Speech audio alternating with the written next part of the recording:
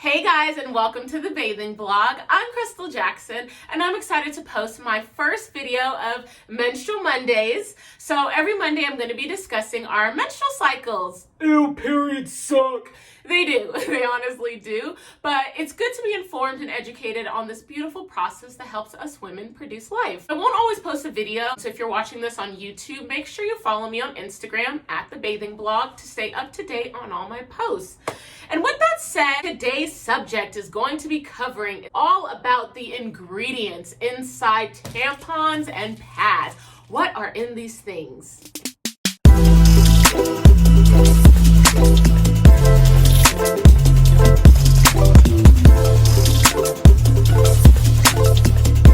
So there are a lot of rumors and alarming things on the internet about what's actually inside of our tampons and our pads.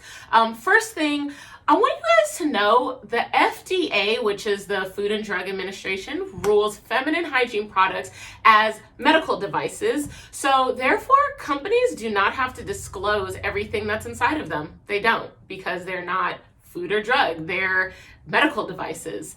So starting back in the 80s, there was a rise of TSS. Most of us know what that is, toxic shock syndrome, because the tampons were made from polyester foam and contained other resins and chemicals. However, that illness came particularly because of the high absorbency tampon. Since then, the manufacturers have decreased absorbency levels, and between that and really pushing for education, how to use tampons, that syndrome has really shrunk significantly. I just want to shout out Congresswoman Carolyn Maloney, who really started this movement by introducing legislation 9 times since 1997. Her legislation really would require manufacturers to be more transparent and disclose the complete makeup of feminine hygiene products, such as the fabrics, the fragrances, the colorants, the dyes, and the preservatives, since there's really little research in this area. Unfortunately, her bill has failed to move beyond the floor every single time. So, before she really brought this to light, tampons contain traces of dioxin as a byproduct of the process from converting the wood pulp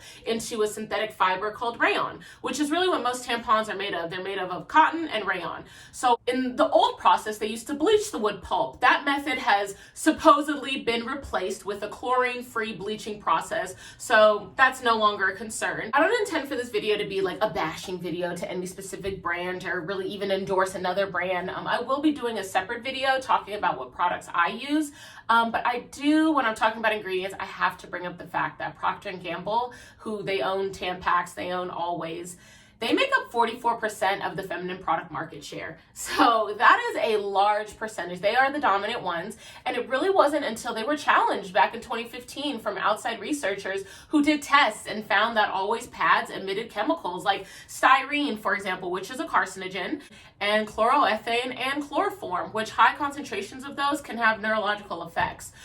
So there's even a video. This isn't an example. This is not an Always pad. I just used it. This is actually a cotton pad. But there's a video, I'll put the link down here, that shows a woman lighting an Always pad on fire. And literally you see a lot of black smoke emitting, and it basically melts. It's really kind of gross and opens up your eyes. So, if you do go to the Always website, you'll see now they do disclose what their pads are made of. And they tell you right then and there. They say the top sheet is made up of polyolefin, which is a petroleum jelly and zinc oxide.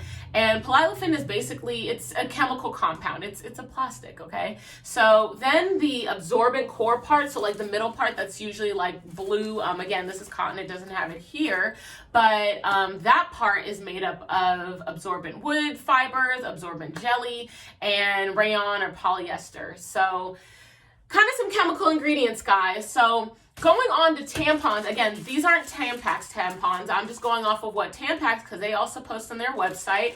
But, shout out to the Honey Pot Company. This is 100% cotton.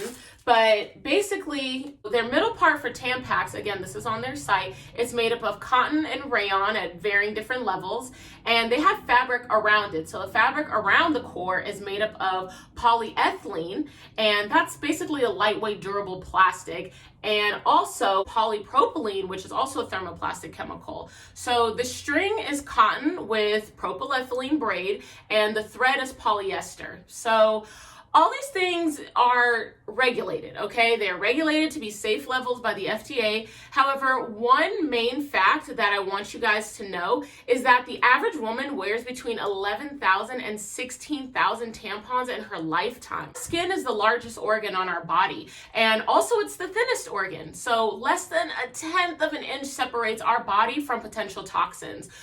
Even worse is that our skin, especially the skin around our vaginal area, is highly absorbent and has a direct route to our reproductive organs.